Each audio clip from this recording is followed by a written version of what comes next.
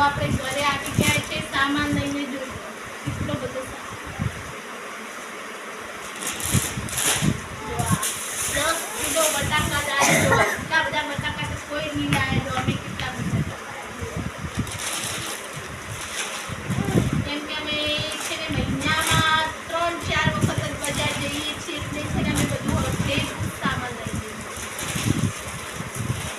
જો આ લાવે છે અથાણું મિક્સ અથાણું લાવે છે અમારા પતિ માટે લાવે છે ખાવા આપણો ગરમ મસાલો જો વટાણા ઠંડીના મસ્ત વટાણા લાવે છે ઠંડીના વટાણાનું શાક લીલા શાકભાજી સાથે વધારે પછી કોબી આ છે ફુલાવર સાથે લાવે છે ફુલાવર બીજું પણ ટામેટા પણ લાવે છે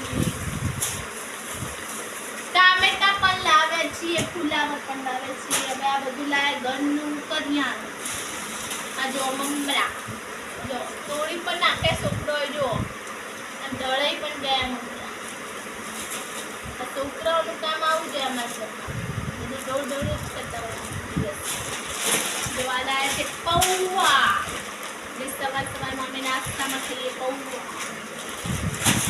આ છે ટામેટો કેચઅપ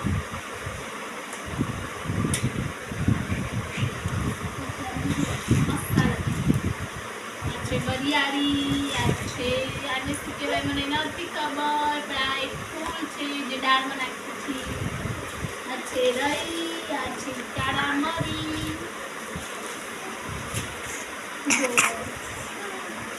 જો કરિયાણું પણ જો કેટલું બધું લાવે છે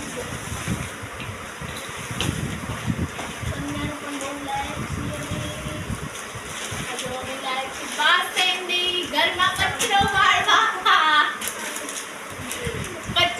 ભત્રીજી કચરો વાળી વાળી તમારી હામેટી તોડી નાખી છે બહુ હામેટીઓ તોડો મારે ઘરની મારા દર મહિનામાં હામેટી તે લાવી જ પડે જો બહુ હામેટી તોડામાં ભત્રીજી હા મુજ પર હામેટી બધી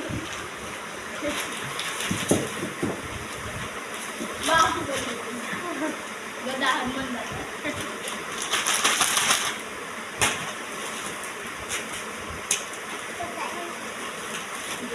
છે બેસન એટલે કશું ખુલ્લું વસ્તુ નહીં બધું પેકેટમાં જ લાવવું પડે આપણે જો આપણા જેવું ગુજરાત જેવું અહીંયા ના મળે મહારાષ્ટ્રમાં જેવું મળે જો આ શું છે મધ અહીંયા બધા રીતે મટકી અને હિન્દી મતલબ મરાઠી ભાષામાં મટકી પછી આ છે આપણી તુવેર દાળ આ છે ચણા દાળ આ છે મસૂરની દાળ આ છે આપણો ગોળ અહીંયા મીઠું ટાટાનું મીઠું આવે છે આ છે મગ આપણે લાવે છીએ બટાણા જે સૂકા બટાણા હોય છે જેને પલાળીને આપણે એનું શાક બનાવીએ છીએ પછી અમે રગડો પણ બનાવીએ અમારા પતિ માટે સરસ મજાનો આ છે કોતરાવાળી મગની દાળ પાછા બીજા મગ આવ્યા આ બધું અમારું મહિનાનું કરિયાણું આ છે અમારા કપડાં ધોવાની સાબુની પેટી જો કેટલો બધું સામાન લાવી દીધો અમે આ બધું છે મહિનાનું રાશન અમારા ઘરનું અને આ છે અમારું શાકભાજી જોઈશું અમારી છોકરી જો મારા જોડે મસ્તી કરી રહી છે સામેથી જો સામેથી મારે છે મને જો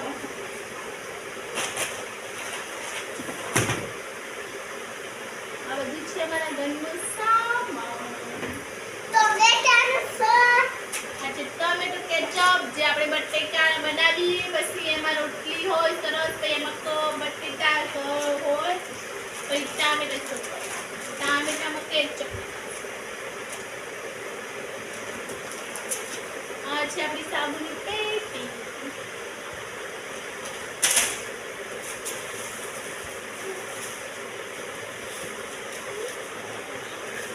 ઇસ્ત્રી સાબુ કપડાં ધોવાના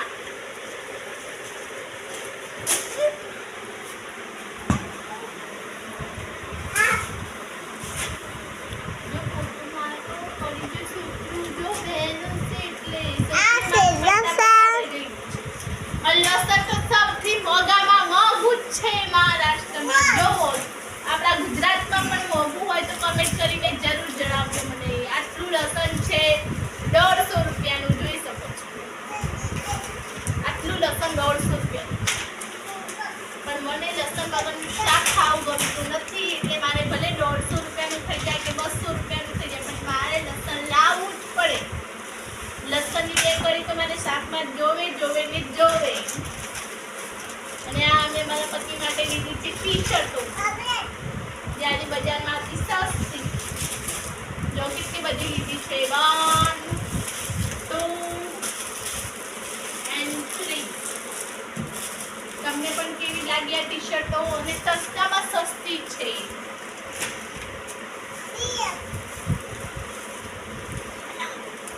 ખોલ દો.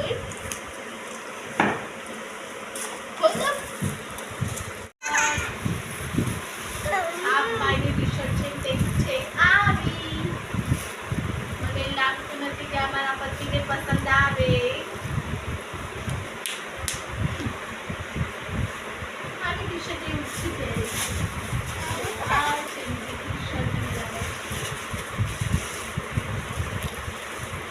બરાબર છે. પાતળા અને ટી-શર્ટ છે મોટી મોટી.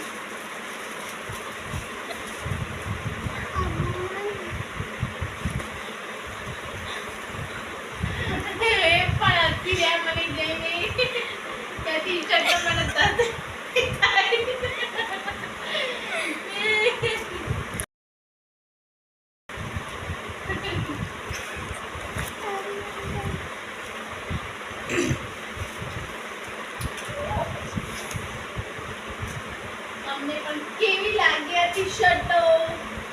કમેન્ટ બોક્સમાં જરૂર કહેજો.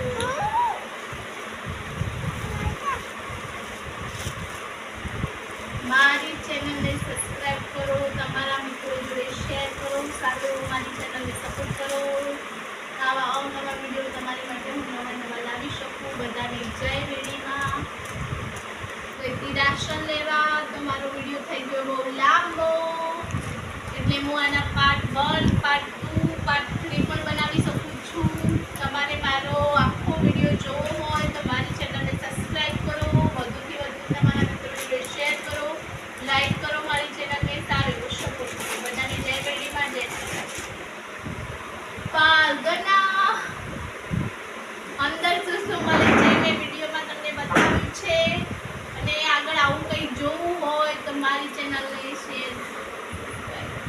શું કરી મેં બજારમાં શોપિંગ બધું જોયું જોઈ મેં પાલઘરના બજારમાં. મહારાષ્ટ્રનું પાલઘરનું બજાર પણ કેટલું મોટું છે. આજે શુક્રવારે જ બજાર ભરાય છે, રવિવારે બજાર ભરાય છે બંધ.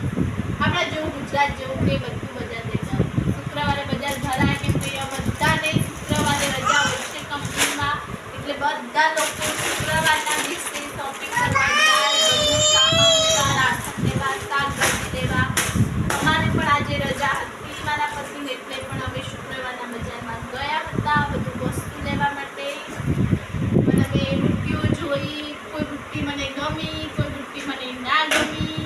પછી મેં જોયું અથાણું, અને અથાણું મિક્સ હતું એટલે મેં મારા પતિ માટે લઈ લીધું. ટી-શર્ટ પણ મેં જોઈ, ટી-શર્ટો મને સારી લાગી એટલે મેં મારા પતિ માટે લઈ લીધી બજારમાંથી. ઘણું બધું હતું, સ્વેટર હતા છોકરાઓના. મતલબ આપણા લાલ દરવાજામાં કેવું બજાર ભરાય છે એવું જ ભરાય છે એ બજાર.